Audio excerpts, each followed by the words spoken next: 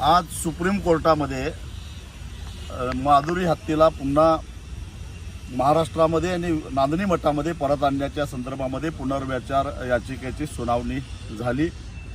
राज्य सरकार, वनतारा आणि नांदणी मठाने संयुक्तपणाने भूमिका मांडली की नांदणी मठानं 7-8 एकर जमीन वनताराच्या देखरेखीखाली माधुरी हत्या आणि इतर हत्यांच्यावर सुद्धा चांगल्या पद्धतीने उपचार करण्यासाठी जागा उपलब्ध करायला तयार आहे। महाराष्ट्र सरकार त्याच्यावर लक्ष ठेवून असेल तेव्हा सुप्रीम कोर्टानं माधुरी हत्येला वनतारामध्ये पाठवण्याचा जो निर्णय दिलेला होता तो बदलून हाय पॉवर कमिटीकडे जाण्याची परवानगी द्यावी आणि हाय पॉवर कमिटीच्या आदेशानुसार माधुरीला पुन्हा नांदणीमध्ये आणण्यासाठी प्रयत्न करावेत।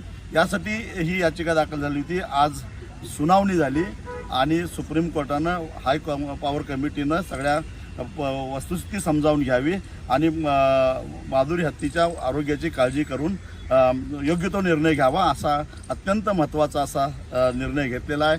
म्हणजे हायकोर्ट आणि सुप्रीम कोर्टाचा आता अडथळा संपलेला आहे आणि आता सोमवारी राज्य सरकार, वनतारा आणि नांदणी मठ हे संयुक्तरित्या हाय पॉवर कमिटीकडे अर्ज करतील आणि एक प्रकारे माधुरी हत्येला नांदणीमध्ये परत आणण्याचा मार्ग काही अंशी सुकर झालेला आहे।